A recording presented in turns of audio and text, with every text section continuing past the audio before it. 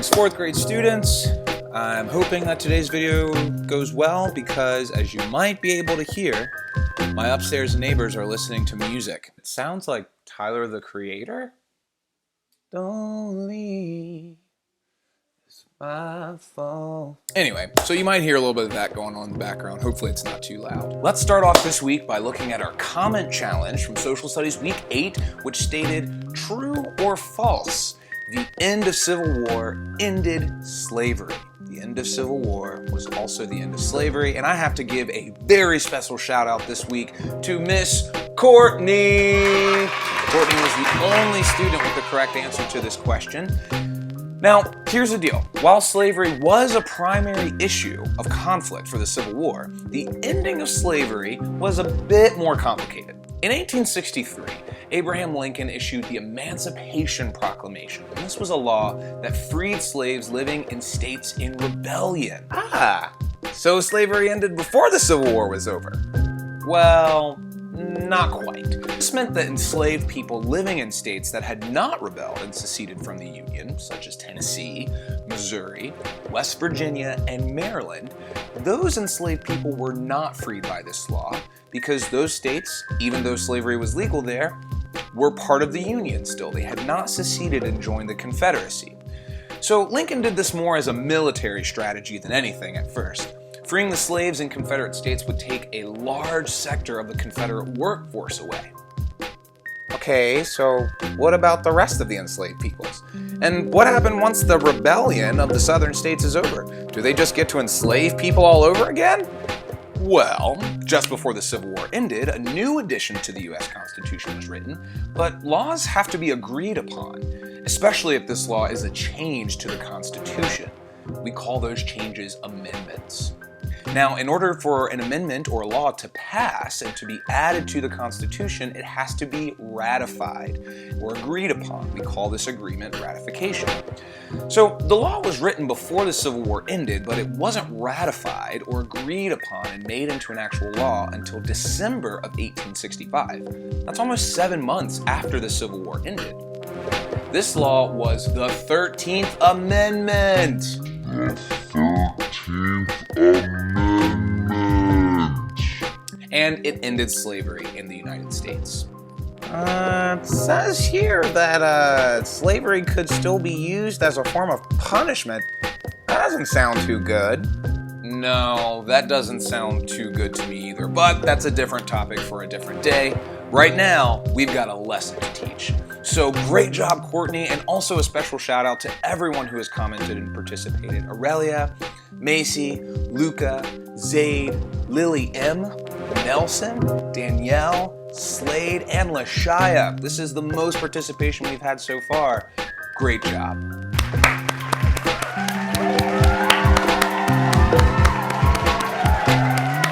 This week's learning experience is centered on some of the key players during the Civil War. These leaders helped to shape the outcomes of the Civil War in major ways, and that's why your textbook and your packet wanted you to be aware of who they are.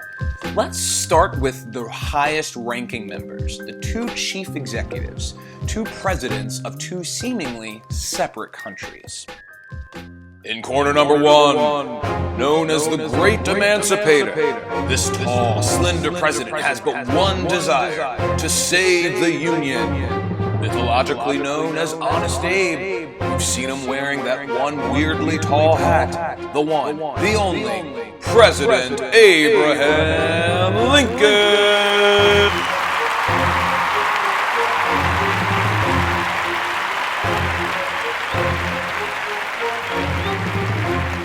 An ex-Mississippi congressman turned rebellious Confederate president, this man believed that African Americans were only fit for being in service to people who were white.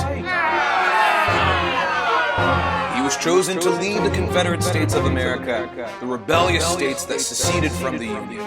In corner number 2, here he is, Jefferson Davis.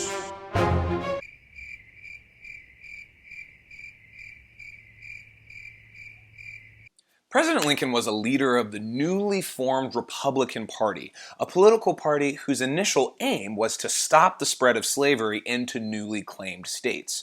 Even though Lincoln is on record as being morally opposed to slavery, he wasn't sure that the Constitution gave power to the federal government to choose if states could enslave people or not. Nevertheless, he was chosen to be the candidate for the president, and he won. What we do know is that at the beginning of the Civil War, Lincoln's initial goal was not necessarily to end slavery. He was more concerned with preserving the Union, which meant that he was very much opposed to the Union breaking apart and states seceding to start their own countries.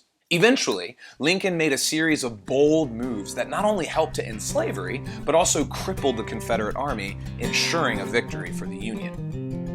Lincoln was despised by many Southerners in support of slavery, so much so that just days after the end of the Civil War, Lincoln was assassinated by Confederate sympathizers. But Lincoln posed a threat to the Southern states immediately upon his election, so much so that many states saw his election as the final straw and based their decision to secede on that election. This includes the state of Mississippi, the home state of Jefferson Davis. Jefferson Davis was a military war veteran who earned a good reputation as a result of having served in the Mexican War. He was a plantation owner, and that plantation did have slaves, so he was a slave owner.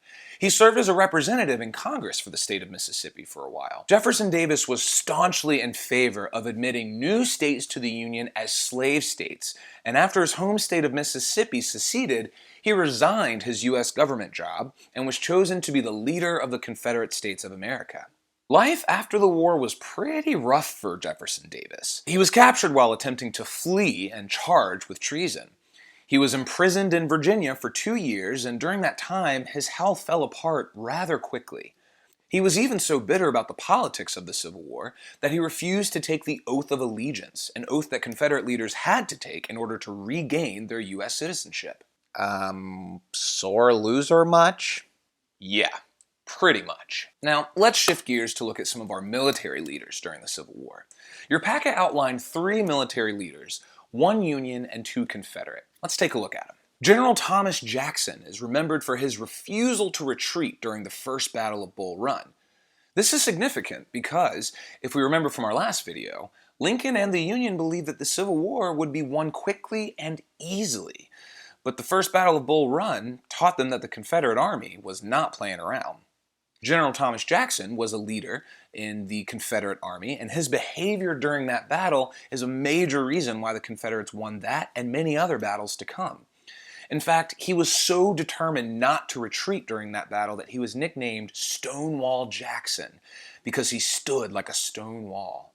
Now, for our next 2 military leaders, and inspired by my Zoom chat with a wonderful student this morning, I think I have a way for us to understand our last 2 Civil War figures, General Ulysses S. Grant and General Robert E. Lee. We're gonna have a battle. A battle? Yes, a battle. A rap battle.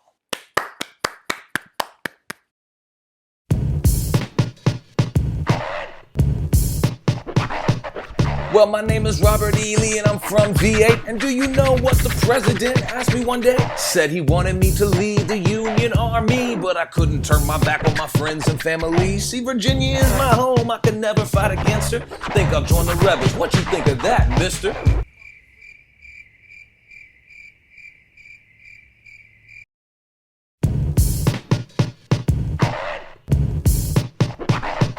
General Grant is my name and I lead the Union through battlefields and smoke and the can is booming. My boy E. Lee, yeah, nice guy you say. Well, he may seem cool, but that dude did own slaves. They had us on the run till we snuck up on him like ninjas. Lee surrendered to me in his hometown of Virginia.